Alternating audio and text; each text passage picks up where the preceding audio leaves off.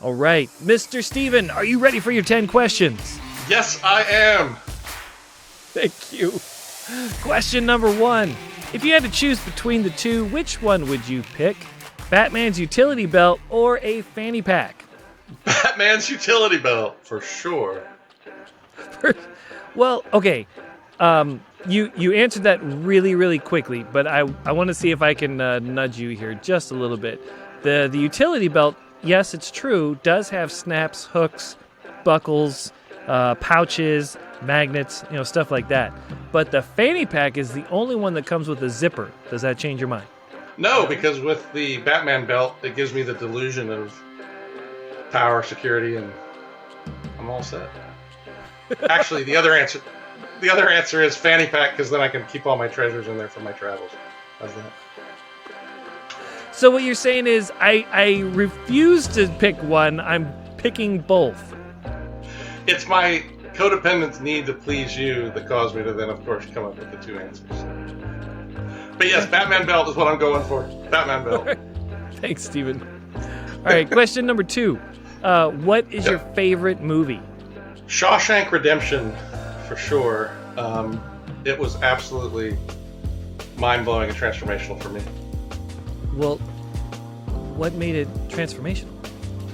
The notion for me of understanding, first off, we don't know what anybody's story is behind them. And everybody's doing what they think is right. They're doing their job. They're doing what they want to do. They're doing their role or whatever it may be. But instead of judging, the gift for me was step back, understand that we'll never know the backstory of the person that we're with. We'll think we know, but oftentimes we don't know. And so for me, it was humility and compassion for other people. That's good. And my coach told me at the beginning of my coaching career that I will never underestimate the amount of pain somebody else is in. And I found that to be unfortunately true. That's good. That's good stuff. All right, question number 3. What is your favorite quote? So many. Favorite quote. It doesn't have to be a favorite. It could just be a top quote. Absolutely. Your life is the results of your choices. And the other piece of that is, if you're not achieving your goals, don't look at the goal, look at your intentions. Oh. Wait, that's some heavy stuff. Could you say that last part one more time for emphasis? If you're not meeting your goals, don't look at the goals, examine your intentions. Wow. That's good. Do you remember who said that? I don't, but it's been on my whiteboard in my office for a while. And the other aspect of it is, if you're not happy with where you are with your goals or where you're headed or whatever, it's not about changing your goals, it's about changing your intentions. So there's 2 levels to that. One is examining them and saying, okay, what is it that I'm doing that's keeping me from achieving the goal, right? Yeah. And then the other is, what do I change in order to move forward? This is great. I'm so glad you're here. So this leads into my next question. What is the best advice that you have ever received? I was 14 years old and had started a lawn service, and my mentor said, Steven, never forget, wealthy people get paid in advance and poor people get paid after the work is done. And it forever changed my life, because at the age of 15, I actually started knocking on doors offering my lawn mowing service. And back then you used to get a check, an old paper check signed by your customer, and they would give it to you after the yard was finished. And that man changed my life at age 15, because I started asking homeowners for the check up front, and it changed everything. And I've never forgotten it. Well, how did it change everything, just getting the check up front? Because, as an example, in my consulting and in my professional speaking, I have no idea, I have an understanding, but I have no concept of what it means when a professional speaker tells me that they get 50% of their speaking fee in advance, and then they get the other half of their speaking fee once they arrive and they've delivered their speech. I simply don't understand that. In other words, for me, what Will Rogers, who was an elder at my church who taught me this, what it meant to me was I stand in my power and my truth of the value that I'm going to bring you. So of course you pay me in advance. This is a mindset shift. Yeah. And Big along time. with that, the confidentiality and the credibility that you project, I guess. Yeah. And it holds you to, for me, it holds me to a higher standard. In other words, there's no asleep at the wheel. There's no thinking, oh, I've given this speech 50 times. There's none of that. It's, they sent me the money in advance. The least I can do is get on that stage and give them my very best. It's a commitment. Yeah. That's good. Well, as long as we're talking about stuff when you were a kid, I would love to ask you this next question. The question is, what was your favorite childhood toy? Favorite childhood toy was a black and yellow chimpanzee that had the little symbols on his hands. No, for real? Yep, it was a plush toy. Yep, not the hard plastic one sitting on a box, but it was the big plush toy, but he had symbols. And it worked. It clapped the cymbals. Yep, and I was the younger son of the two of us, and he was my buddy. So on our jungle gym in the backyard, I would hang his arms because his hands also clipped together. So I'd hang him around my neck, and then when I did the jungle gym bars or whatever, and so if I'm honest with everybody, it was the whole idea of never being alone, and that became even more important as I got older, as a kid, because of the trauma that I experienced. There's so many questions I have for you right now, but for the sake of time, I'm going to stick to my script and not go too off track. When you were a kid, what did you want to be when you grew up? Astronaut was the first thing that I always dreamed of, and I just thought, looking up in the sky, we used to lay on our backs in our backyard in Texas, and we had yellow honeysuckle bushes, and we would sit with the honeysuckle, and you pull the little centerpiece out and you drink the honey as it came out of the flowers. And days on end, my parents will tell you, days on end, I would lay in the backyard and I would just look at the clouds. And I was always fascinated about why could I see the moon in the middle of the day, yet at nighttime I saw it in a different way. So I just was fascinated by what was out there.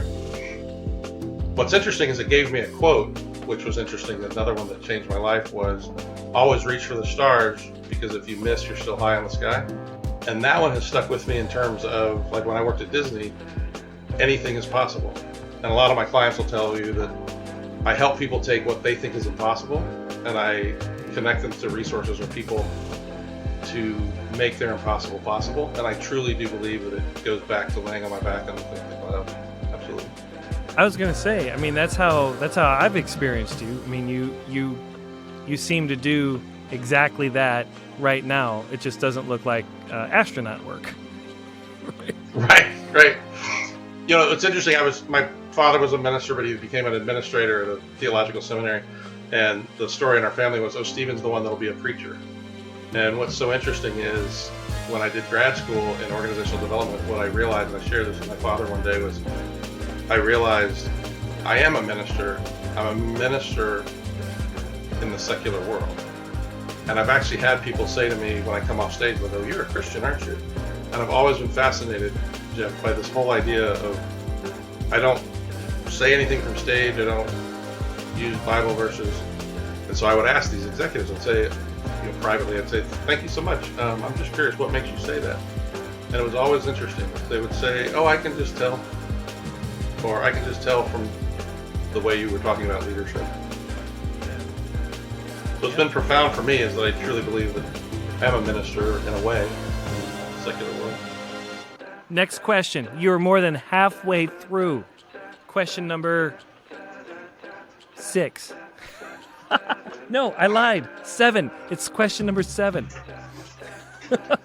What brings you joy? Laughter from others, whether it's a child or adults. And that, for me, just takes me back to the joy of my own childhood. And the other one is that feeling, like, for instance, we have a golden doodle and we have Courage, the corgi. And there's something about when I put my hands behind their ears and I'm simply connecting with them and the way they'll look up at me. It's so funny. I've never told anybody this, but if I want to go to a place of just absolute joy and peace, I'll kneel down on my steps on our, on the staircases that are in our home, and I'll sit there and put my fingers behind their ears. I don't know what it is, but it's just, there's part of it's just the softness of their fur. It's a golden doodle, but there's something that just fills me up. And then of course I can give you the pat answer, which is of course my son and our foster daughter, right? Right. Man, I can relate, not so much with our dog.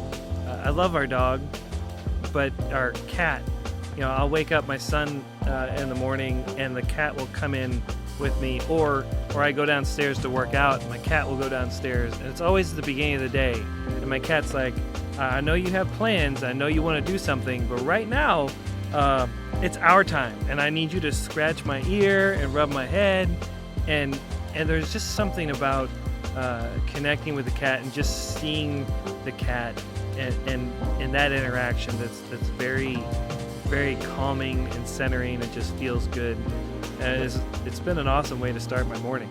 I don't get as much done in my workout, but I feel good. Absolutely. So what if we flipped it, and what if I ask you, what brings you dread? Dread is minutia detail. I'll give you an example. I have a bunch of different clients that are in military divisions and departments of labor, education, etc. And one of the CFOs in one of those organizations said that it was the greatest office he'd ever had. He was in a concrete building, in a concrete office with no windows, and he would close the door, lock it, turn the lights out, and then he would work on his Excel spreadsheets. And he said it was the greatest paradise bliss, best place in his entire career as a 30-year CFO. I would put a gun to my head and blow my brains out. There's no way you could ever do that for me. So spreadsheets, looking at numbers like that, it just doesn't work for me. I was in college, and I had a professor actually say, because I took accounting, financial accounting, like 3 times, kept failing out of it. It was just about not paying attention or I'd fall behind. And I'll never forget, to console me, my accounting professor said, "Don't worry, Steven, you can always hire somebody to do accounting." And you're like, brilliant, delegation, this is me. Exactly. Yeah. I get that. All right. And they knew I was an entrepreneur because I was already doing the lawn service all the way into my freshman year of college. And so they knew I was a little businessman, as my dad would call me. My dad never understood me. He always called me the little businessman in the family. Like, thanks, Dad. I appreciate the encouragement. Thank you. Yeah. I've talked to some people that say, I just don't understand you, Jeff. You and I are just... I am CFO, I understand how that works, and you are an entrepreneur, a dreamer, and I don't get that at all. I'm like, great, let's have another beer. It's a great one. All right, here we go. We got 2 questions left. 2 questions left on the home stretch. Question number 9. What is one thing that you would like to accomplish but cannot do on your own? I would love to do a 20-city tour and link a nonprofit or a group of nonprofits to the speaking tour. And I would love to do it globally as well, but 20 cities in the United States and transform as many lives as I can through that vehicle. But there's no way, I totally understand there's no way I could do that by myself. There'd be a lot of details involved with a 20-city tour. Correct. Yep. You need that CFO. You can always hire an accountant. That's what I've heard once before. I've heard that somewhere. You can always hire. Yep. All right, we're gonna bring it in for a landing with big question number 10. What do you hope people will say about you after you're gone? That I was a collaborator and a connector. And one of my clients shared with me the other day, and it just totally hit my heart and my mind, was Steven oftentimes makes connections and sees what's possible, or collaborations that are possible, that go unseen by most other people. And so the notion that from a heart-centered place, that it's not about me. I'm always looking to connect people and resources together. And then in that, selfishly, what I would love is that people share the stories of how that connection or that new opportunity, what that did for them in terms of engaging them and equipping them to live their mission. Well, I talk about that in my book, Habit 26, Fellowship, and the 4 different types of people to have on your team. And one of those types is the connector, the one that builds bridges for you, that introduces you to people that you need to know, that you don't already know, and people that can connect you to opportunities you were not aware existed. And I've seen you do that for so many people. That is me. You're definitely living that out. And Steven, I really appreciate your time today. Thank you so much for sharing. Thank you.